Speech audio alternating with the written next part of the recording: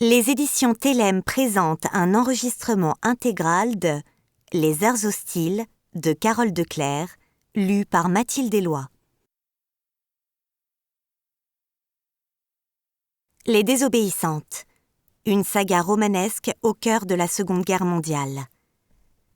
Vaste fresque de l'Europe prise dans la tourmente, la saga des Désobéissantes nous plonge dans les années sombres qui ont marqué notre histoire. Deux jeunes Françaises, liées par une amitié indéfectible, tentent de se frayer des chemins d'émancipation dans une société bourgeoise traditionnelle. Elles expérimentent les joies et les inévitables désillusions de l'amour, alors que grandit la menace d'une guerre ouverte. D'abord innocentes, Pauline et Nathalie sont bientôt contraintes d'aiguiser leurs regards et leurs opinions sur les événements qui se jouent à leur porte. Pour se créer une vie neuve, apprendre à aimer et protéger les leurs, elles devront redoubler d'audace et de courage. De la trahison de Munich aux ruines de Hambourg, des routes de l'Exode à l'occupation, Carole Declercq éclaire de l'intérieur le combat au jour le jour de femmes en quête d'indépendance. Ce cœur qui haïssait la guerre, voilà qu'il bat pour le combat et la bataille. Ce cœur qui ne battait qu'au rythme des marées, à celui des saisons, à celui des heures du jour et de la nuit, voilà qu'il se gonfle et qu'il envoie dans les veines un sang brûlant de salpêtre et de haine, et qu'il mène un tel bruit dans la cervelle que les oreilles en sifflent, et qu'il n'est pas possible que ce bruit ne se répande pas dans la ville et la campagne, comme le son d'une cloche appelant à l'émeute et au combat. Robert Desnos, Ce cœur qui haïssait la guerre, 1943.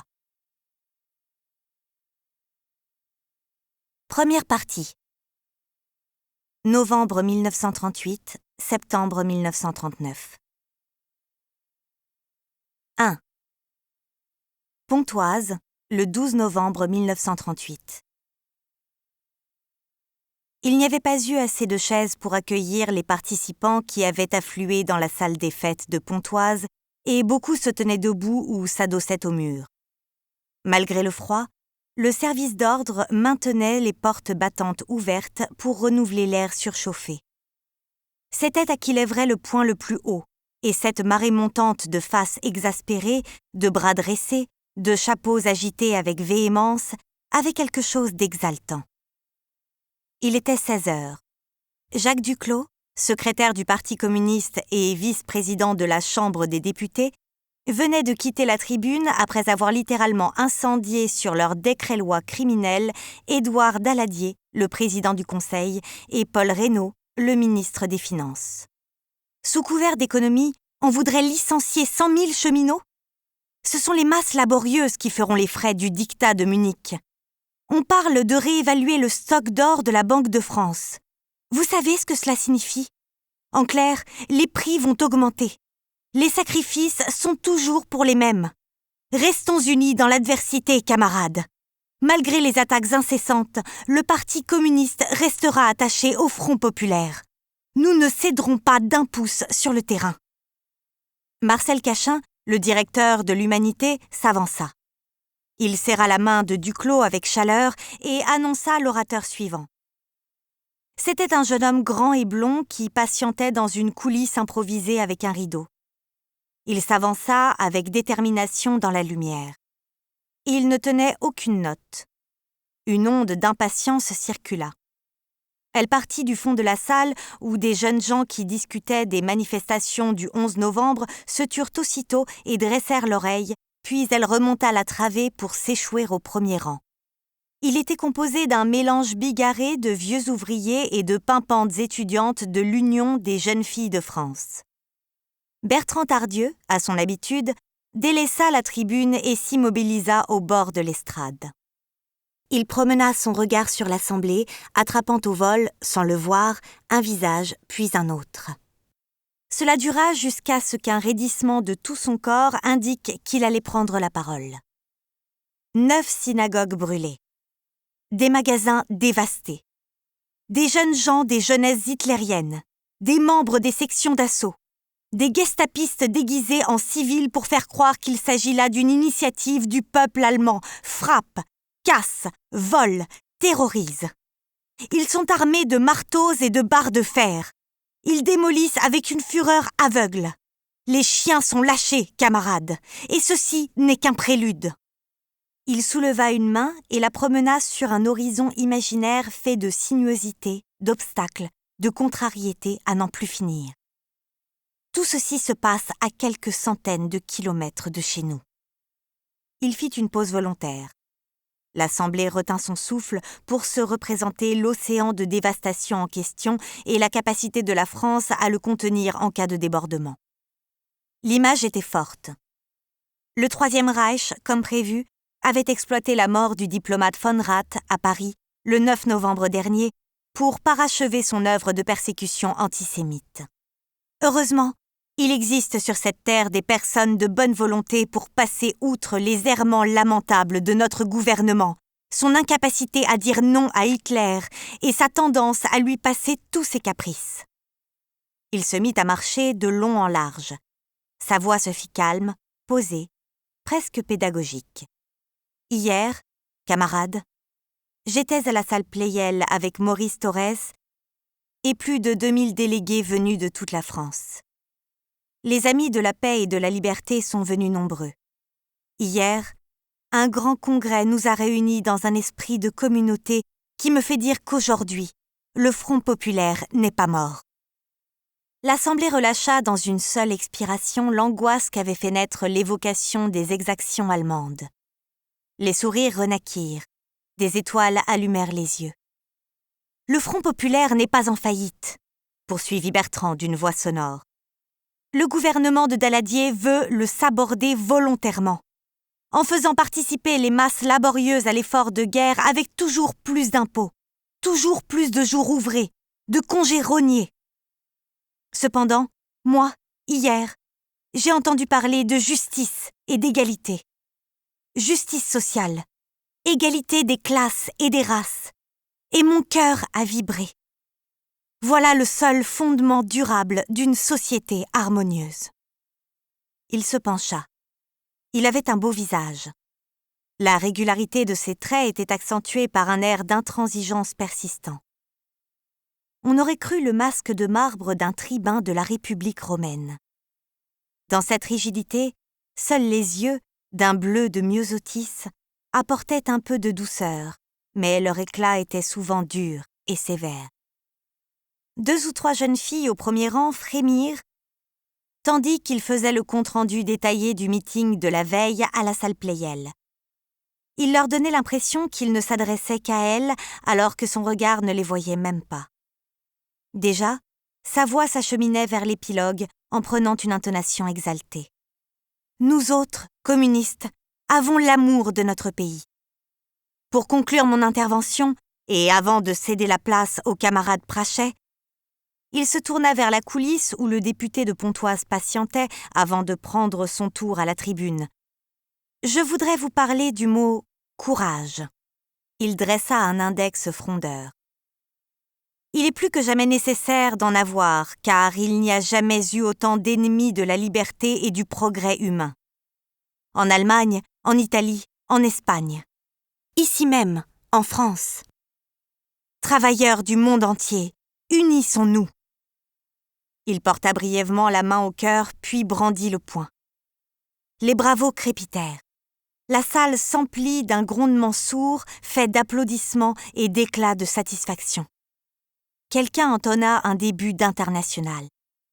Longtemps cantonné aux allocutions destinées aux lycéens et aux étudiants, Bertrand Tardieu, lui-même étudiant en droit et membre du Bureau national de la jeunesse communiste, venait d'acquérir, en faisant avec fougue le récit du Congrès de la paix et de la liberté, une envergure d'importance nationale. Il rejoignit dans la coulisse 2 de ses amis, Philippe Saulnier, un jeune assistant de recherche du Musée de l'Homme, et sa compagne, Karine Adanson, qui lui pressa le bras avec enthousiasme. Bertrand enfila son blouson. Sa chemise était trempée au niveau des aisselles. Son front était en sueur. « Tu ne restes pas ?» s'étonna Philippe. « Daniel a proposé qu'on aille dîner à la brasserie alsacienne. entre jeunes. Le jeune homme ferma un œil sur deux et gémit. « J'ai un devoir à rendre pour lundi. Je pensais le commencer ce soir. » Karine insista. « On pourrait filer après l'intervention de Prachet. Si on commence à dîner tôt, on ne devrait pas terminer tard. » Bertrand passa une main en peigne dans ses cheveux et s'étira, indécis. Puis il soupira. « Bon, d'accord pour chez Jenny, mais je ne reste pas plus d'1 heure ou 2. On se rejoint directement à République. » Il fila. « C'est sûr qu'une choucroute n'est pas très appropriée, » s'exclama Laurent Casanova en levant sa chope de bière. Surtout après la brillante introduction du camarade Bertrand sur les exploits de nos voisins. Tous éclatèrent de rire et, prenant leur verre, trinquèrent à la santé du jeune homme qui s'était installé en bout de table entre Danielle Casanova, l'épouse de Laurent, et une blondinette qui mangeait avec un appétit de fort des halles. Son assiette de choucroute ne lui avait pas suffi. Elle sauçait sa moutarde à grand renfort de pain. Bertrand, amusé, la regarda faire un moment avant de pivoter vers Danielle.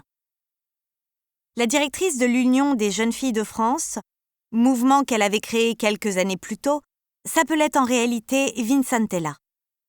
Elle était née en Corse, à Ajaccio, dans une famille d'instituteurs qui avaient la République et la laïcité chevillées au corps. Léla, comme l'appelait Laurent, son mari, le secrétaire de Maurice Torres, avait maintenant une 30aine d'années. Après plus de 10 ans de militantisme actif dans les rangs du Parti communiste, elle restait passionnée. Elle avait le verbe haut, l'air audacieux, le regard vif et chaleureux. « Dis, tu nous as fait peur avec ton coup de mou du mois dernier », fit-elle à l'adresse du jeune homme en se penchant discrètement vers lui. Bertrand haussa les épaules. « Oui, la 4e année de droit, ce n'est pas simple. Tu sais ce que c'est. On a l'impression que les études ne s'arrêteront jamais. » Danielle hocha la tête, compréhensive. Elle avait elle-même fait de longues études de dentisterie.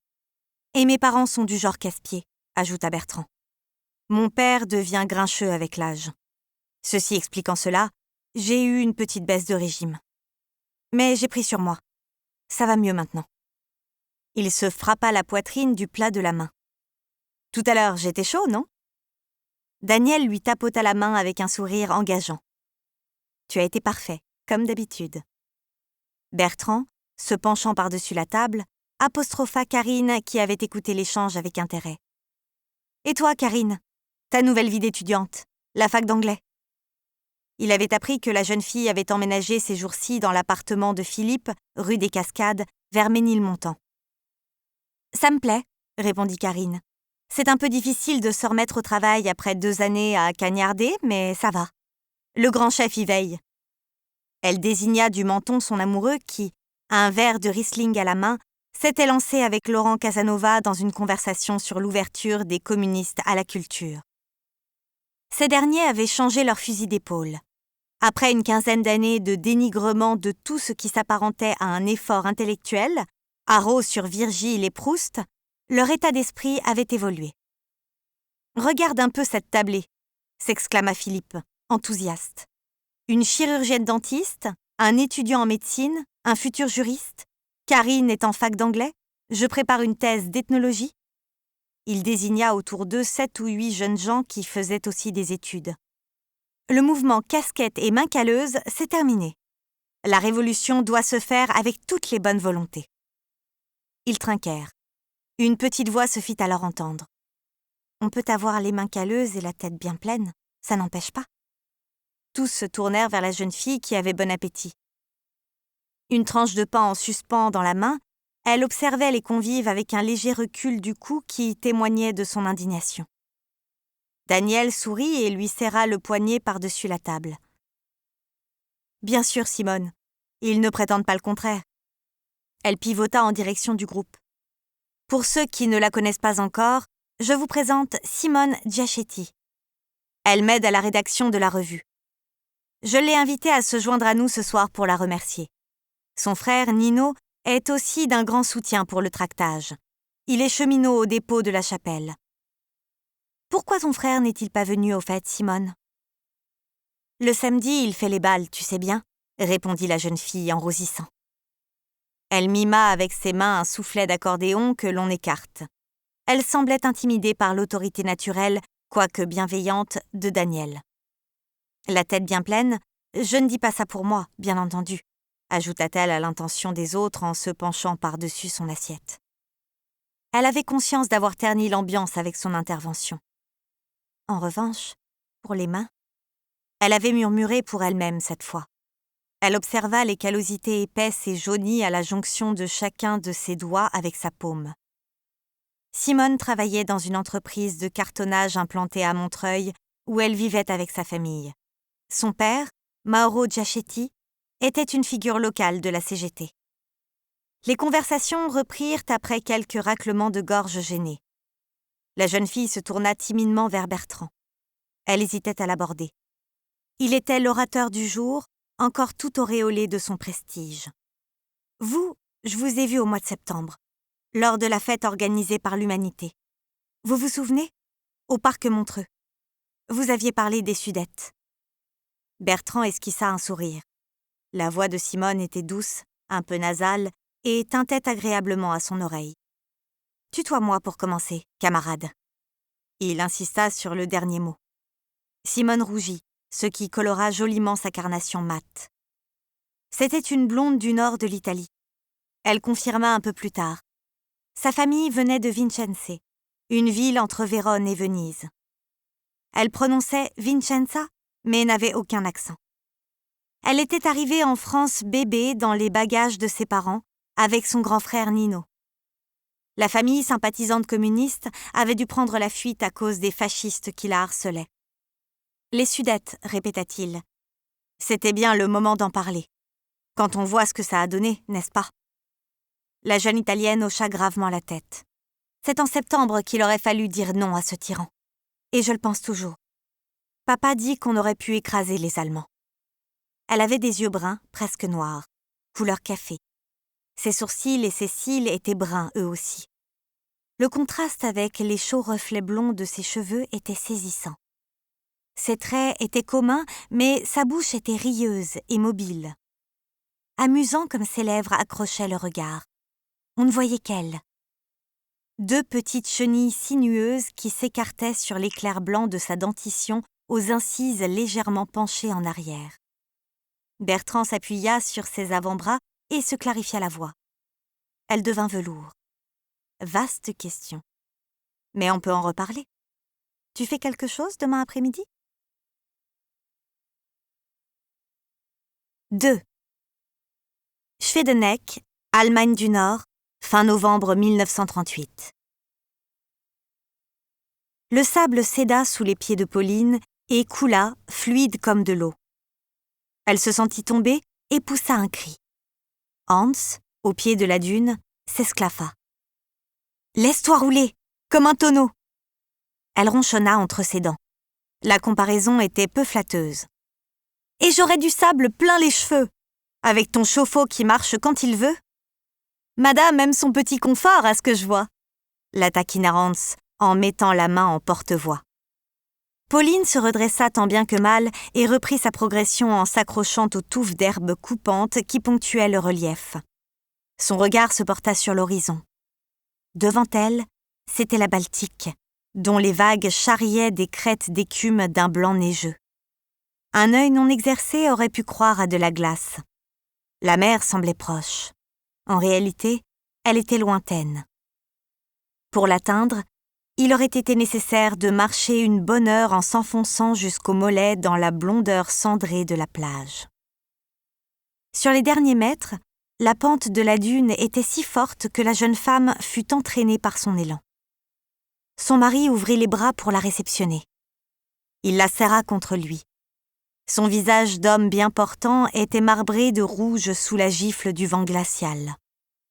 Quand il se pencha sur elle, elle sentit la fraîcheur de sa peau avant même qu'il l'ait touchée.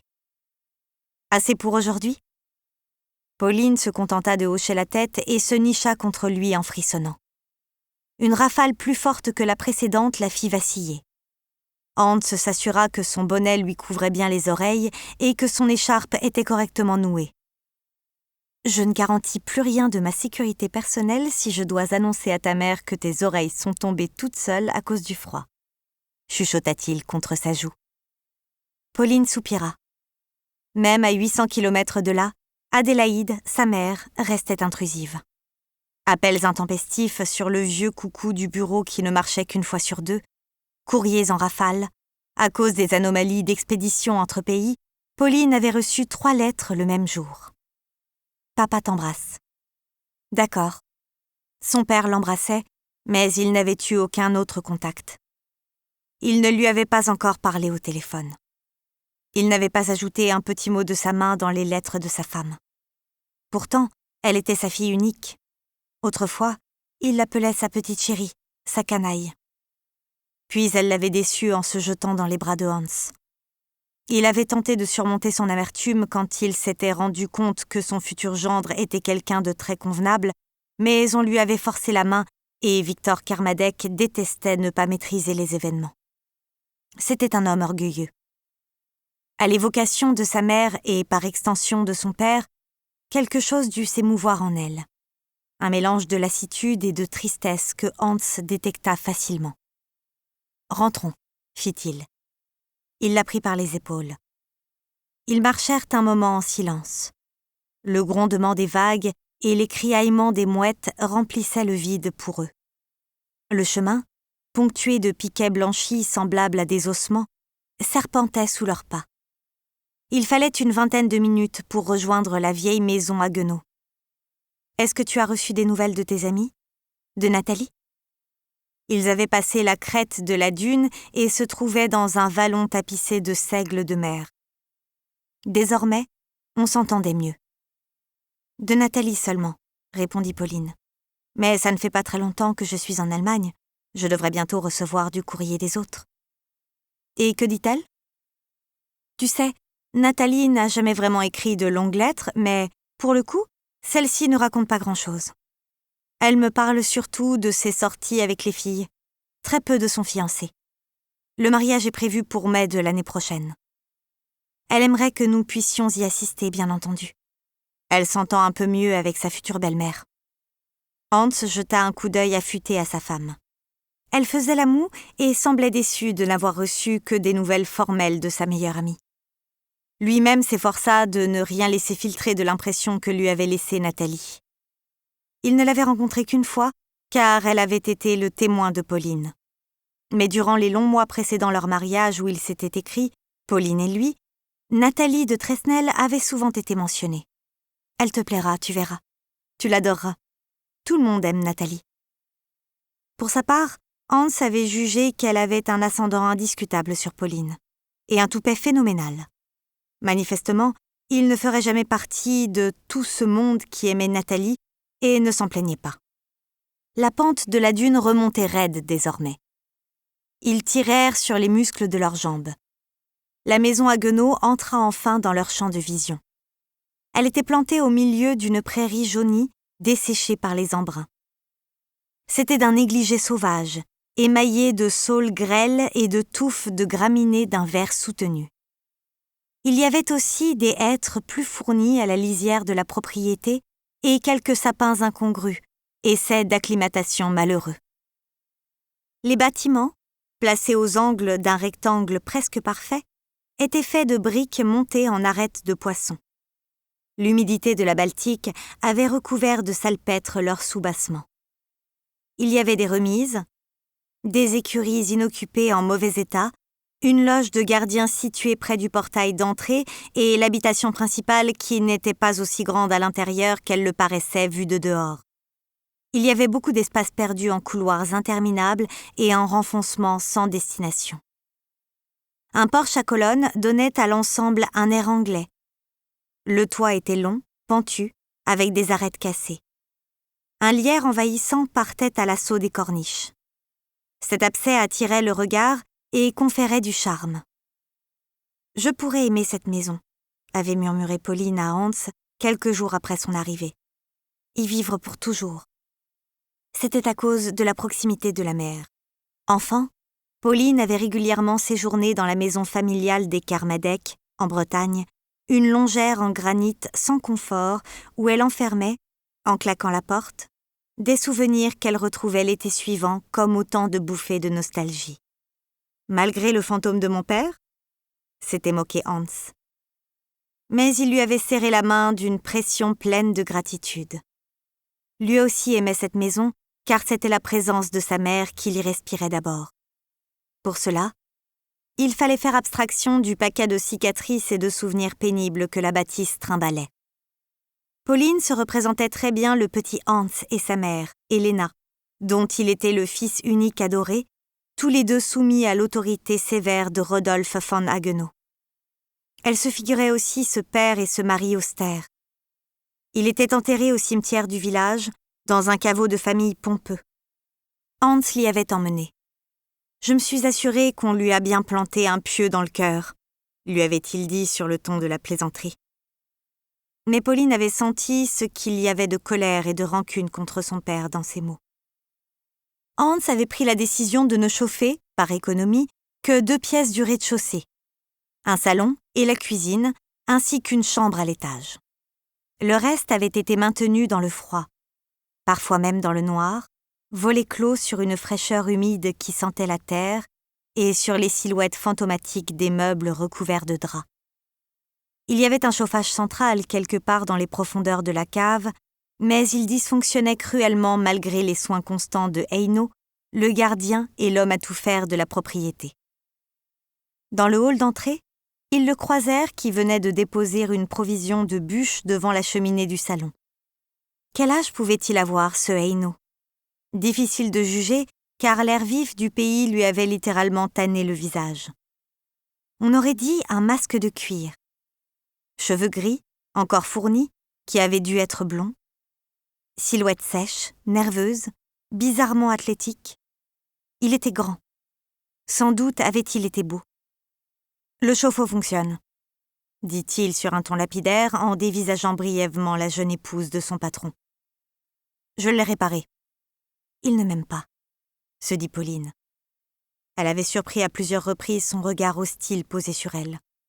En revanche, quelque chose s'effondrait dans les yeux du vieil homme dès qu'il les posait sur Hans. Lui, il l'aime, de façon inconditionnelle, comme un chien aime son maître. Il avait accueilli Hans et Pauline à la gare de Lübeck quelques jours plus tôt, à la tombée de la nuit, et les avait embarqués dans une vieille fourgonnette qui manquait de rendre l'âme à chaque accélération. Pas un mot. Tout juste un clignement d'yeux presque imperceptible sous la visière de sa casquette. La jeune femme avait clairement eu l'impression d'être une intruse. Hans, au contraire, était ravi et lui tapait l'épaule affectueusement. « Tout est prêt », avait grogné le vieil homme, anticipant la rafale de questions. « C'est chauffé, nettoyé. Il y a de la nourriture. Anke passera 3 fois par semaine pour le ménage et les courses. Je me suis arrangé avec le chef de gare pour vos malles. » Son allemand était âpre, rauque. Il parlait vite. Volontairement. Pauline n'avait pas compris un mot sur 2. Pourtant, pour avoir été immergée la tête la première dans le grand bain, elle avait accompli des progrès fulgurants en l'espace de 10 jours. La conversation avait été difficile à suivre à cause de son accent syncopé. Il était toujours question des émeutes qui s'étaient allumées dans toute l'Allemagne et des exactions commises contre les biens des Juifs. « Ici, c'est tranquille », avait grogné le vieux. Ailleurs, il avait levé une main qui ne révélait rien de ce qu'il pouvait en penser, puis il avait laissé retomber. La jeune femme frissonna. Elle était impatiente de se réchauffer dans un bon bain chaud. Ses doigts étaient glacés, et ceux de Hans, contre les siens, n'étaient pas loin de ressembler à des bâtons près de se briser. Elle monta en grelottant dans leur chambre. À la gauche du palier, quelque part dans les profondeurs ténébreuses, il y avait une porte qui s'ouvrait sur la chambre d'Helena. Hans l'y avait amenée. Il avait volontairement évité celle de son père, mais Pauline, mue par la curiosité, avait une fois entrebâillé la porte. Un parfum entêtant de bois de santal avait assailli ses narines. Comme une bête aux aguets, il avait jailli de la pénombre. Pauline n'avait pas poussé plus loin l'exploration et comprenait pourquoi Hans affectionnait la bergamote, légère et solaire. elle se dépouilla de ses vêtements tandis que l'eau coulait dans la baignoire en crachotant.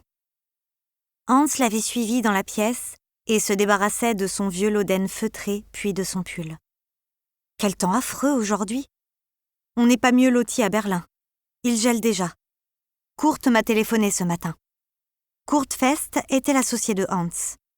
Ils avaient repris une maison d'édition hambourgeoise sur le déclin et venaient de délocaliser leur entreprise dans la capitale allemande. Une moitié du corps de Hans apparut dans l'encadrement de la porte. Il observa un moment Pauline qui tournait en rond en soutien-gorge et en culotte. Elle hésitait à achever son déshabillage maintenant que son mari la regardait. Elle se donna une contenance en tripotant une brosse puis son pot de Nivea. Elle gardait dans leur quotidien des pudeurs de jeune fille, ce qui déclenchait l'amusement de Hans qui accentuait à dessein sa décontraction à l'égard des choses du corps et du sexe. Pauline avait mis du temps à s'habituer à cette intimité terriblement intrusive que son mari réclamait à tout bout de champ. Il fallait le reconnaître, les hommes étaient mieux équipés mentalement pour entrer dans le vif du sujet. Pauline, par timidité, n'osait jamais faire le premier pas. Sauf, bien sûr, si l'on considérait que le fait de s'être jeté à la tête de Hans dans son hôtel à Paris en octobre dernier et d'avoir déclenché la tempête dans sa famille avait été un premier pas. Si je ne tombe pas enceinte rapidement avec toutes ces parties de jambes en l'air, se disait-elle souvent. Hans était un époux singulièrement peu disert sur le sujet de leur avenir commun. Il n'avait pas encore abordé la question de savoir s'il souhaitait fonder une famille. De toute évidence, cela se ferait tout seul. Laisser faire et voir venir. Ce n'est pas forcément une mauvaise façon de considérer la vie de couple, avait conclu Pauline, philosophe. Le fait était que la nausée ressentie le soir des noces, après la réception, ne s'était pas reproduite. Je devais être fatiguée et anxieuse à l'idée de quitter la France. Hans se pénétra dans la salle de bain, précédé de son parfum citronné. Ce serait peut-être bien qu'on rentre à Berlin un peu plus tôt que prévu. Kurt est débordé. Il ne me l'a pas dit dans ces termes-là, mais j'ai senti qu'il y avait une certaine urgence à écourter notre lune de miel. C'est embêtant ? Pauline fit non de la tête. S'il fallait rentrer pour le travail de Hans, elle n'avait rien à dire. Elle était d'accord.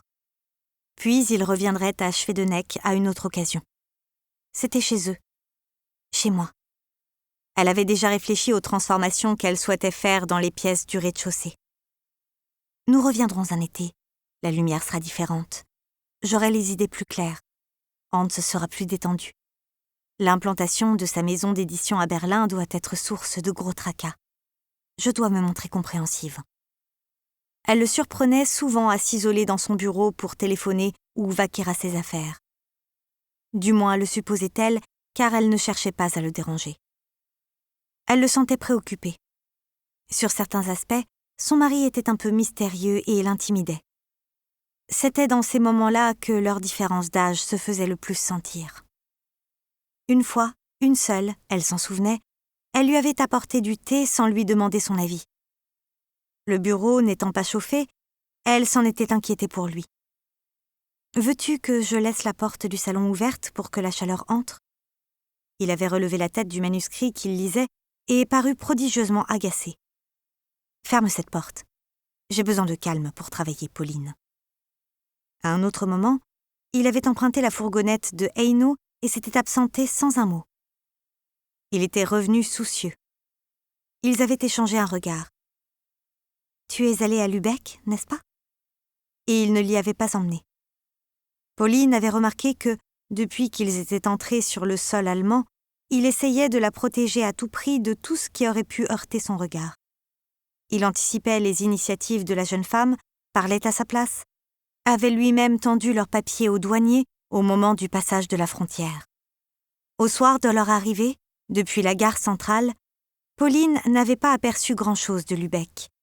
Une architecture de briques ouvragées, des clochetons délicats en pagaille, une forêt de flèches.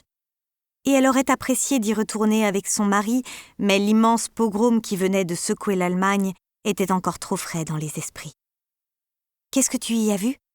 avait-elle insisté, se refusant pour le moment à résumer son pays d'accueil à la scène glaçante à laquelle elle avait assisté en juillet dernier, à Berlin, et au déchaînement de violence qui avait eu lieu dans la nuit du 9 au 10 novembre.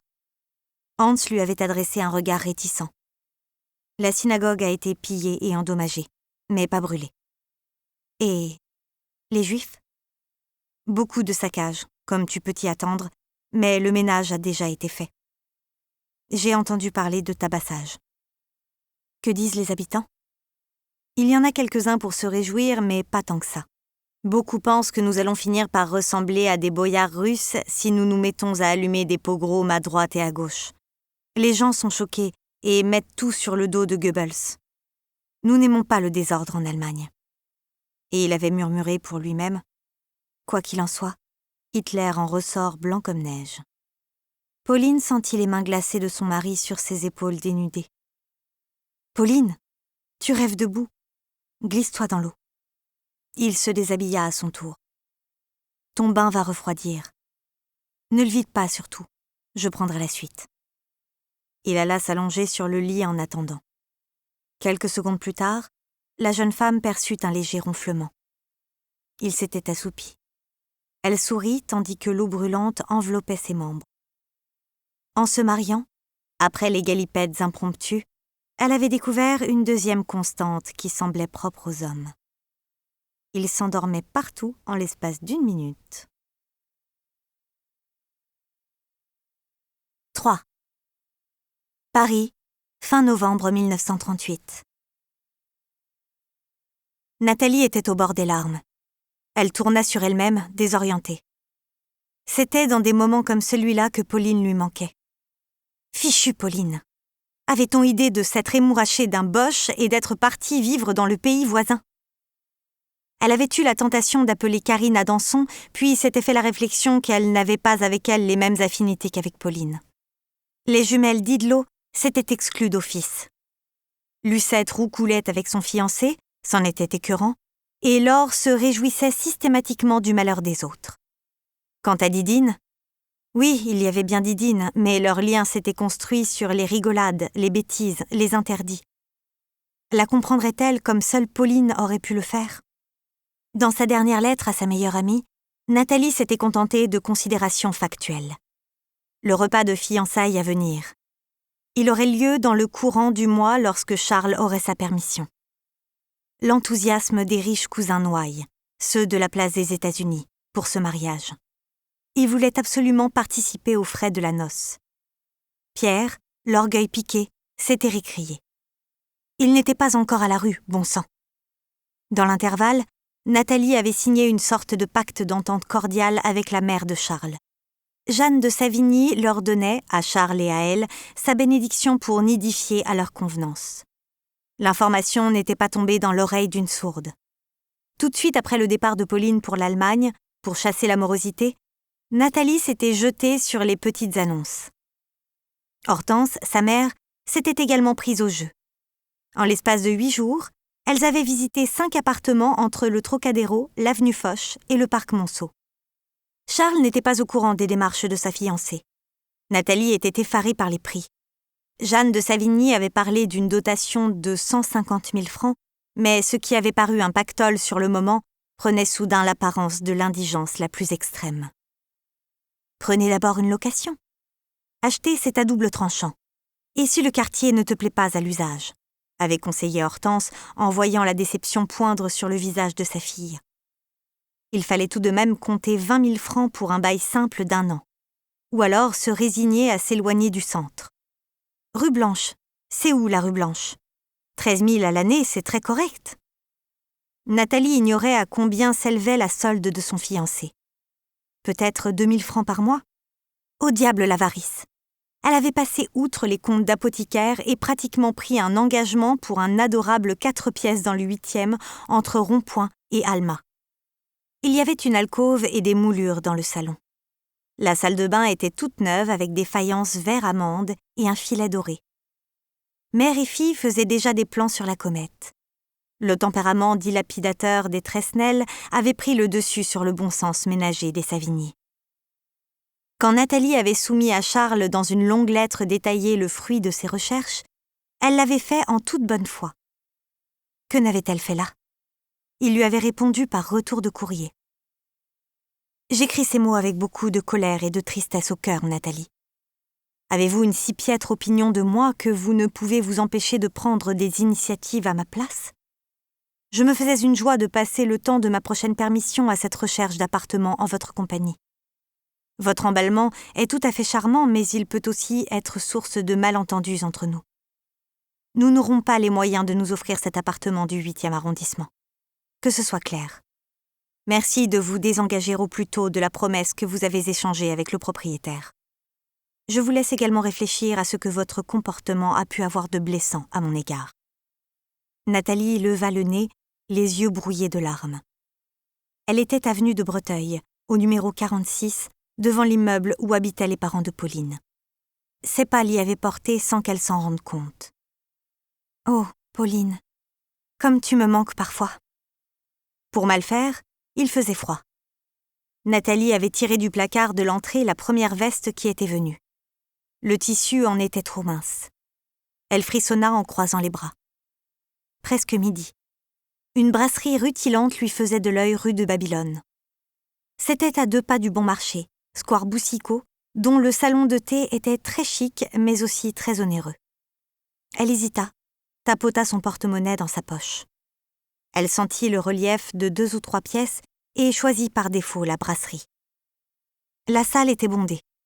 Elle repéra un guéridon qui était coincé entre la devanture et une tablée de joyeux fêtards, 3 hommes et une femme. Ils devaient avoir fait le tour de l'horloge sans se coucher. Les messieurs avaient le menton bleui par la barbe et leur compagne s'enveloppait dans son renard polaire en bâillant jusqu'aux oreilles. Nathalie fit signe à un serveur. Quand il se pencha vers elle, elle se pencha aussi et chuchota. « Qu'est-ce que je peux avoir pour 2 francs 50 ?» Elle n'avait même pas assez sur elle pour se payer une place de cinéma. C'était la misère noire. Le serveur eut un regard lourd de moquerie. « Un thé ?» C'était copieux en eau chaude. Juste ce qu'il lui fallait. D'accord pour le thé. À la table d'à côté, on turbinait au champagne et à la cigarette de luxe. Nathalie posa une main dans son menton et se laissa envahir par une sensation d'engourdissement. Son corps se réchauffait.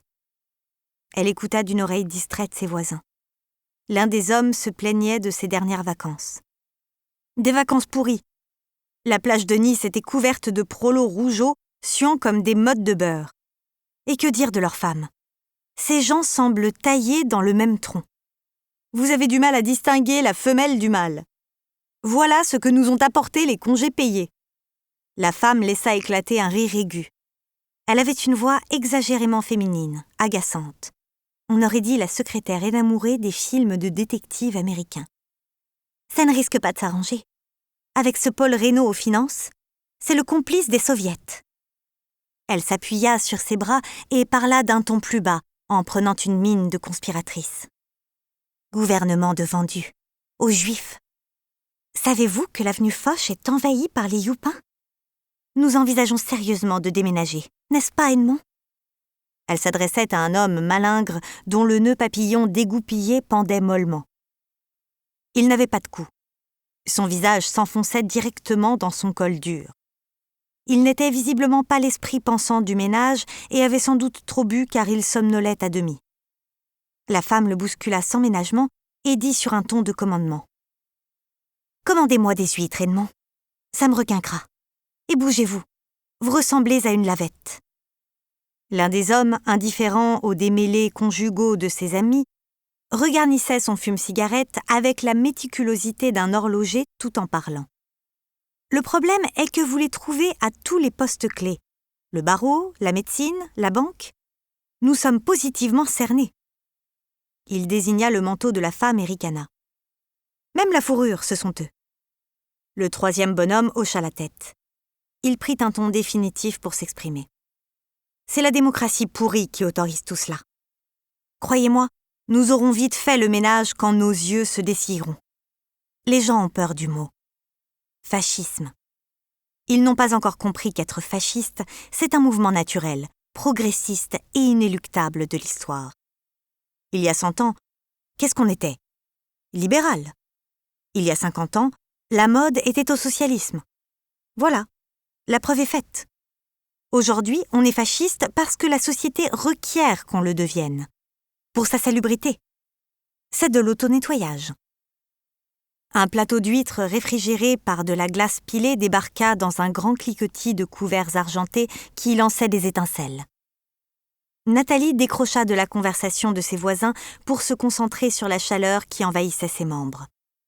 De toute façon, la politique ne l'intéressait pas.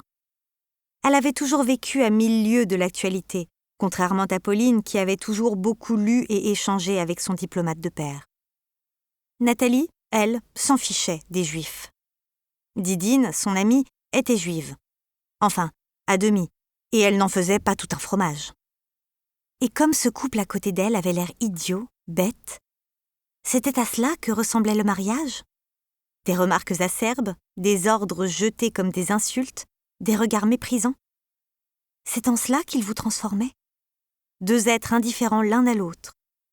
Est-ce que son propre mariage finirait par ressembler à cela ? Pourtant, elle avait autour d'elle des exemples d'union heureuse. Les Kermadec, ses propres parents. Elle passa une main tremblante sur son front presque fiévreux. Je me sens perdue. Pour la première fois de ma vie, je ne sais plus ce que je dois faire. J'ai l'impression de m'engager dans un couloir sans porte de secours. Pourquoi est-ce que je n'ai pas vu tout cela l'été dernier ? Pourquoi est-ce que l'attirance cache tout ? Pourquoi est-ce que le mariage me fait l'effet d'être une souricière ? C'est ridicule, voyons. Je dois me raisonner. Cette histoire d'appartement, ce n'est qu'une querelle d'amoureux. Il y en aura d'autres. Cependant, les protestations de Charles à propos de son initiative, aussi anecdotiques avaient-elles paru sur le moment, lui semblaient participer d'une entreprise plus profonde d'accaparement de ce à quoi elle avait toujours tenu de la part non négociable de ce qui la constituait. Son libre arbitre. Une femme devait-elle forcément faire un choix, lorsqu'elle se mariait, entre son dévouement à son mari et à sa famille, et ses propres goûts, ses inclinations, et, la concernant, un désir d'émancipation qui ne s'était jamais démenti au fur et à mesure qu'elle grandissait et que son caractère s'affirmait ? Non, s'exclama-t-elle pour elle-même.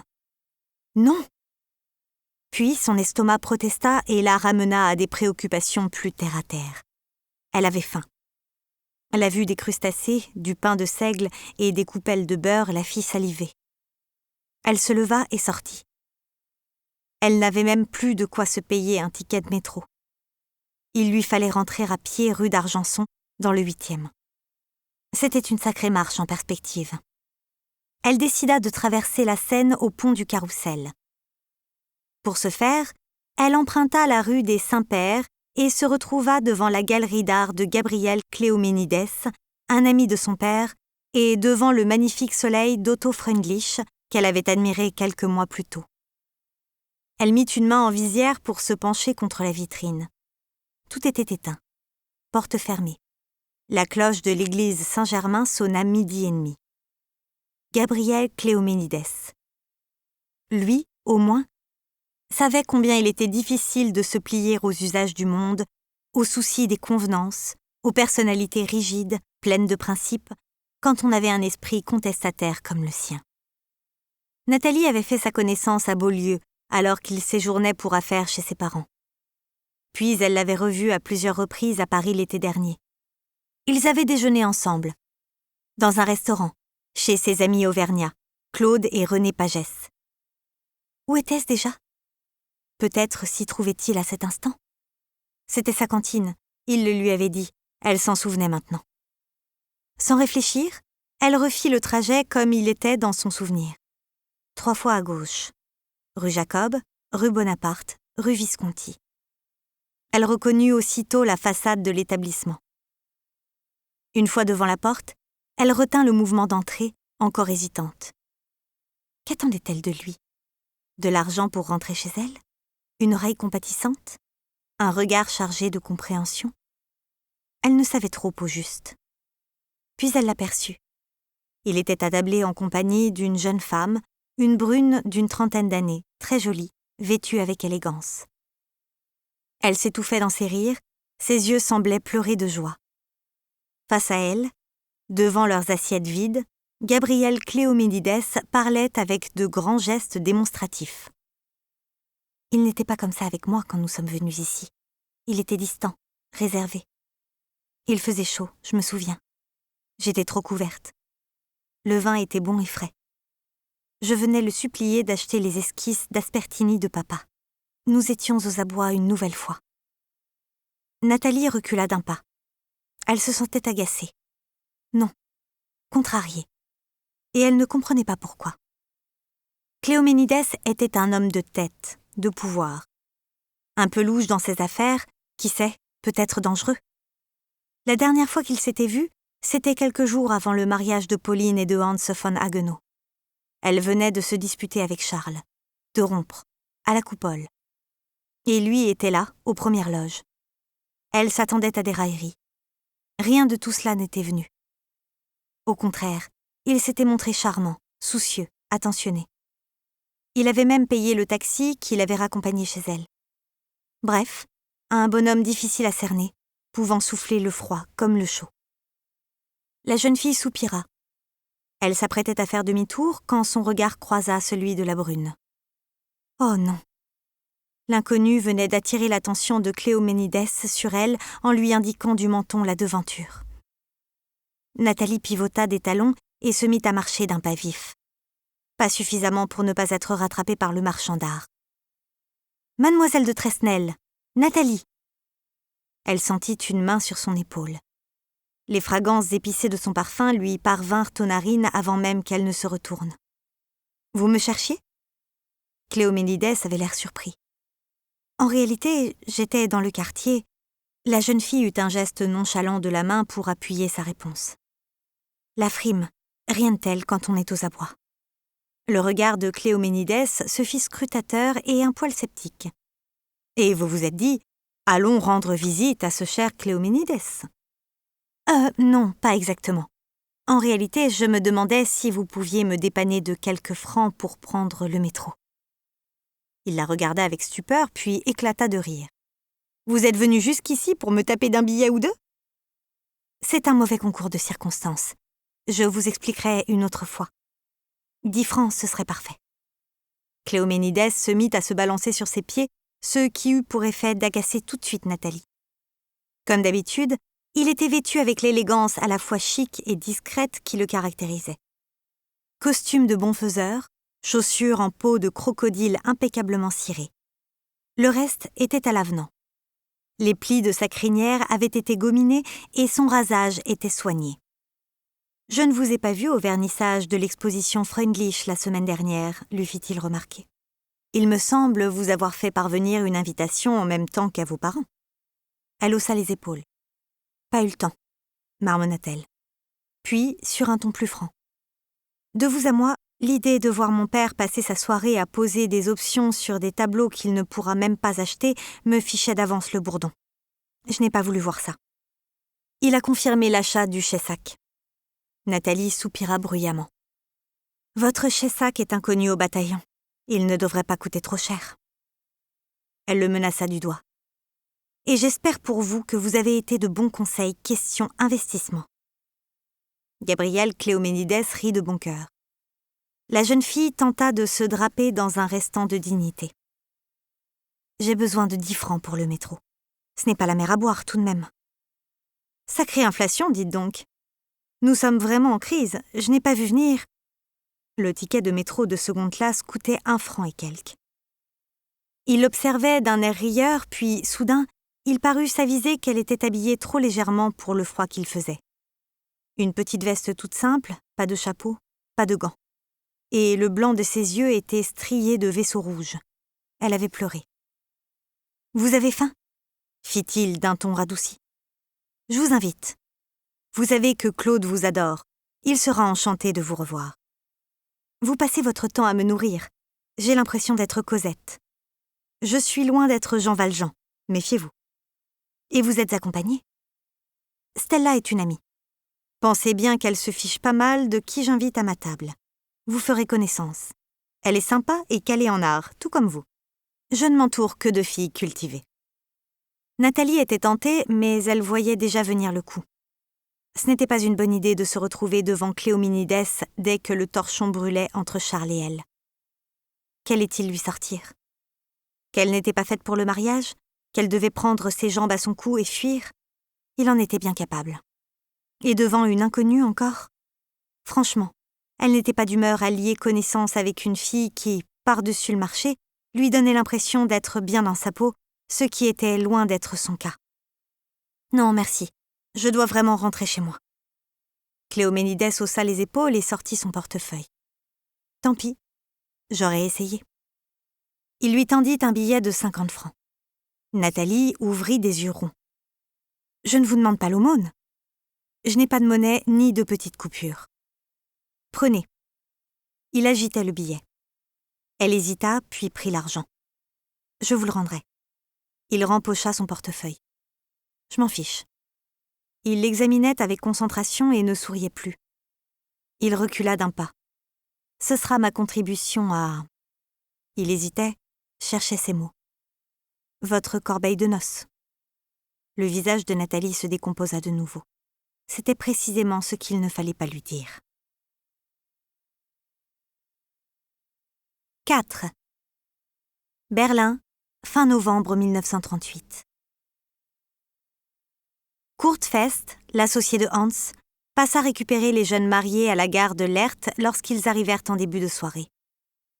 Il avait emprunté la petite Maurice noire de Hans, entreposée à dessein à Berlin, et l'avait garée le long de la Spree. Il n'avait jamais rencontré Pauline, mais se montra immédiatement chaleureux. « Bienvenue à Berlin, Madame von Haguenau.